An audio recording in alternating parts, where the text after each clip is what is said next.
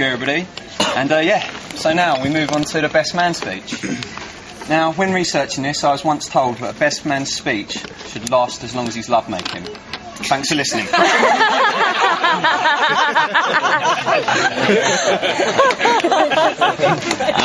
just kidding.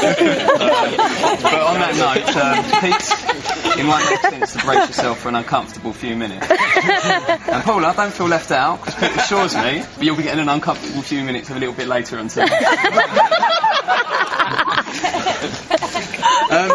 Firstly, on a more serious note, though, I would like to thank the bridesmaids and the mother of the bride who have helped facilitate and, well, make Paula look even more stunning for today, her special day, than ever before. So, that's a big thanks to them. I'd like to say also that I work the same magic on Pete, but I think you'll agree his cravat at least looks nice. No, it really has been a lovely, emotional day. In fact, looking at it now, I can see that even the cake's in tears.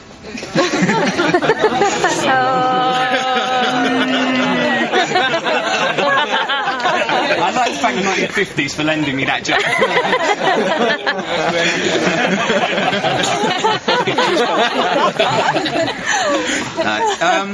It's customary in these speeches for the best man to recount an embarrassing tale or two from the groom's past.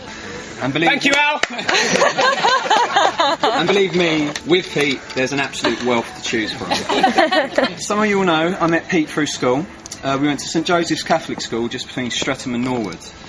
And despite being in the same class from age 11, we didn't actually become friends until we were around about 16 through another common group of friends we've both had mates with.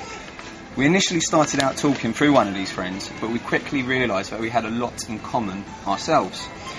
And it was to be these shared attitudes and opinions that were to see us wind up in many a compromising situation over the coming years.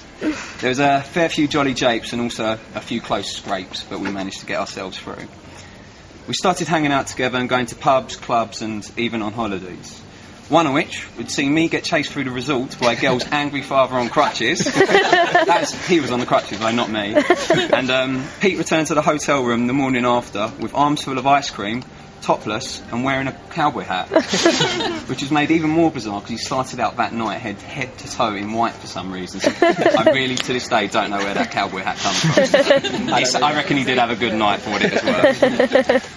Most of our stories are probably far too rude for a good family audience such as yourselves. But if you want to find me later once a drink or two's loosened my tongue, I dare say, we can go over some of the better ones. One I can touch on, however, is the time in France when me and Pete were on a football tour there. We were having a good night out. We were having a really good night out on the beers, but Pete was having a bit of a nightmare on the dance floor. He was dancing with one of the local girls. Well, the only way I can describe it is how a drunk bloke would dance with his cat. It's very much all a bit of that. And to be honest, like a drunk bloke dancing with his own cat, I think Peter convinced himself that she was having as much fun as he was. It wasn't to last that long, though, because Baggy Trousers by Madness come on, and within 30 seconds Pete had already fallen over. But somehow or another, we did end up being the last men standing, so we decided to get a cab back to our hotel. Now, Pete being Pete thought that rather than just simply pay a cash fare, it would be more beneficial for the cab driver if we was to give him something of value in exchange for our ride. So Pete, also being Pete, set about convincing him that we are actually England under-21 players, and very, very promptly put himself up as striker. I wanted to play safe, so I said I was in goal. And bizarrely, the cab driver was absolutely loving it. I mean, generally, if he had a football in that car, he would have taken us out on the green there and then for a kickabout to see what we could do. But as he didn't, he was more than happy to give us our ride home in exchange for our autographs. And to this day, I still like to think that somewhere in France there is a cab driver who, every time he sees England plays, thinks, what went so wrong in those two boys' lives? They never made the final lineup. It also pains me somewhat to say that over the years I've spent with Pete, he never had too much trouble on the lady front. Now, that, I hear you say, is a testament to his unrelenting humour and verbal dexterity. And indeed the chloroform soaked rag that he used to carry in his back pocket on nights out, or the naughty napkin, as he liked us to call it. Now, anyway, as I said, Pete would always do quite well on the lady front, but he certainly excelled himself when he met Paula. She was to be a young lady that would change his life. A young lady that has proved how much she loves him. And as his closest friend, Paula, I can confirm to you that without a shadow of a doubt, the man loves you right back. Yeah. And on the subject of love, we all know that life can be cold and hard at times. And finding that special someone is all you need to soften the edges and warm you on the colder winter mornings. It's the love of a good woman that makes a man a better man and changes him forever. The kind of love where you trip, stumble and fall head over heels every time you look into their eyes and feel entirely vulnerable. That's the love that matters. So when someone finds the one they want to spend the rest of their life with, it makes every sense to me that they would want to start it as soon as possible. And with that in mind, I'd like to close by saying that over the years I've known Peter, I've come to realise that he actually has good reason to be as confident as he comes across to us all. Although he often likes to play the joker and to be seen as the centre of attention, he has a good head on his shoulders.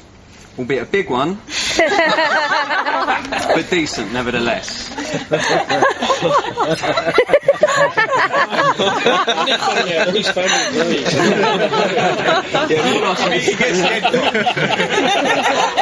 dad's having hysterics. So Pete, all that's left to say is over the years we've shared some amazing times. There have been a whole lot of laughs, tense moments, some crosswords and even a few tears. And I can honestly say that Peter, you're a good lad, a fine man, a great friend, and I'm certain you will be an amazing husband. So ladies and gentlemen, please join me in raising your glasses to the happy couple. May theirs be a long and blissful marriage. To Paula and Peter. Cheers. Well done. Excellent.